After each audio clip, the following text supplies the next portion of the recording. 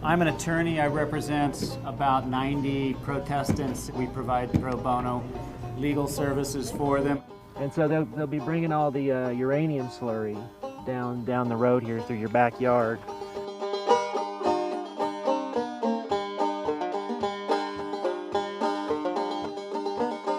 We work very closely with our clients. Our clients are involved in strategy. They're involved in meetings with regulators. We regard our role as working with the clients, not just working for them.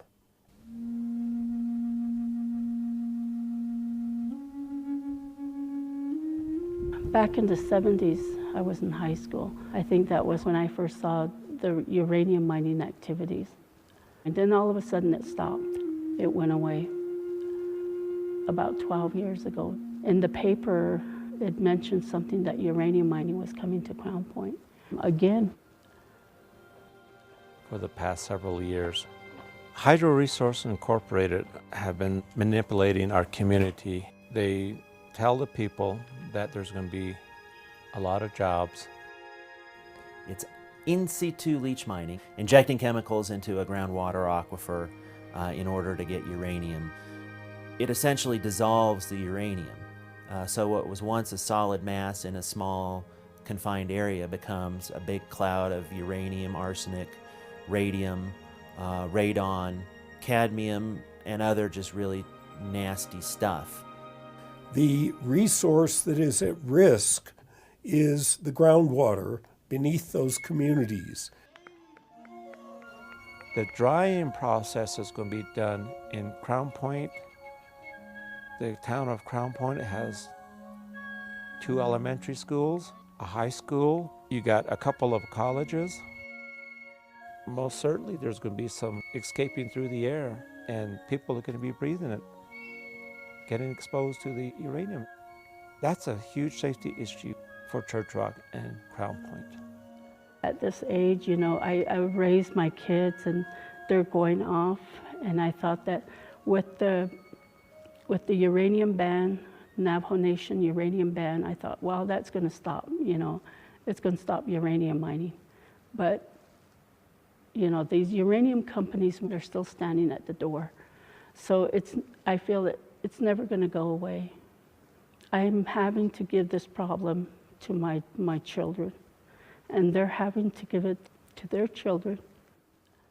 As a mother, you don't want that to happen. You want them to have a long, healthy life.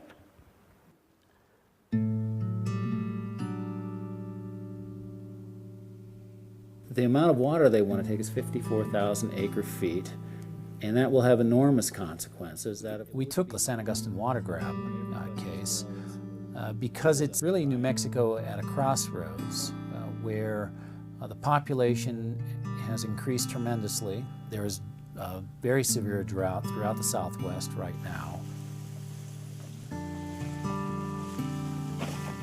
Speculators, international companies, are looking to capture what water supplies we have left and to turn water, which is a public resource in New Mexico, into a commodity to be sold to the highest bidder. They want to drill 37 wells, maybe 3,000 feet deep, and do whatever with it. It's potentially a big damn deal for the whole area.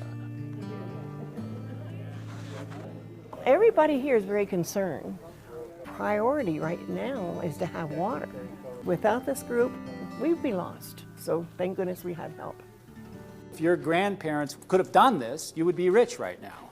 The main issue is whether it's legal to speculate in water, to stake a claim to a public resource and then selling.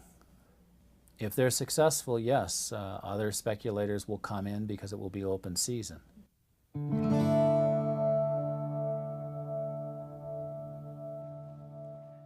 I had looked out one day and there was an armada of trucks headed down County Road 55A, which is right off Turquoise Trail. Schlumberger was bringing in fracking trucks and fracking chemicals. And so I jumped in my truck, followed them there was a security guard already set up where you could not approach the well site. Ah, you can see it. That's Black Farrell number one. It's a capped well now. Tecton Energy is a Houston-based company, and they came in to drill for oil. Come later find out it was mostly for natural gas. And we were shocked when they came in. It was something that landowners had not even anticipated. Scott Taylor said they fracked it. He begged Bill Dirks at the Genevieve Chavez Center meeting to please install the hospital mufflers for their peace of mind. The noise you're generating from that well, it's getting in my head. ¿Qué pasó? You promised you were going to do something about that. Nothing's been done. If this is an example of how you're going to treat our quality of life, why should we trust you? Tecton came in. They're not from here. They thought that they could come in with promises of money and profit and woo this community. They miscalculated.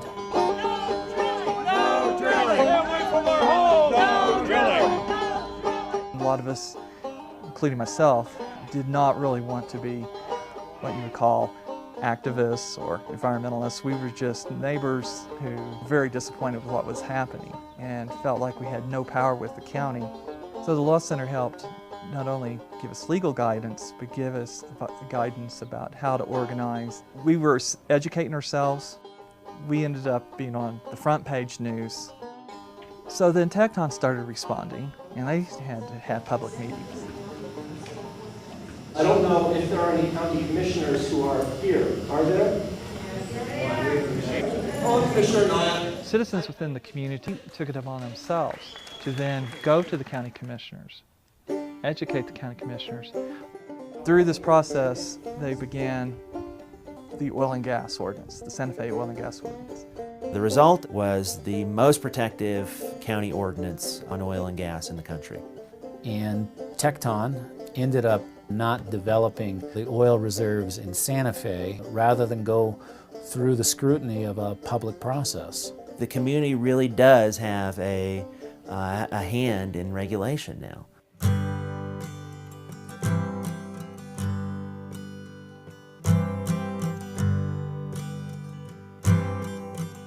We're not just a lawyer to the people we represent. We're more like a part of the resistance, the part of the movement, that we use the law and litigation as part of a comprehensive strategy for these communities to make some sort of real political and social changes within their communities. The interests and the companies and the industries that these communities are resisting are very well funded, some to the point of having almost infinite amounts of resources. What you find is that the laws are written entirely for the other side, for businesses, for corporations. They're not written for people. Without us, the communities we represent generally would not be nearly as effective in their efforts to protect the environment and to protect the health of their residents. I used to be a shy person, afraid to talk in public, especially with these mining officials talking big words that we don't understand and intimidating people like me. The Law Center help us keep HRI at bay, but they've also made us strong in our minds to be able to stand up to these officials, mining officials, and to tell them no, straight out. If the Law Center had never come into our lives, I don't think we would have all came together as a group. We wouldn't have made an impact on the Navajo Nation, the uranium ban. Uranium mining would have already started. If the New Mexico Environmental Law Center was not involved, we would be struggling for direction. We would be nowhere. When we stand in numbers and we support each other, knowing that we have, people to back us up, it really makes me feel like we have hope, a lot of hope.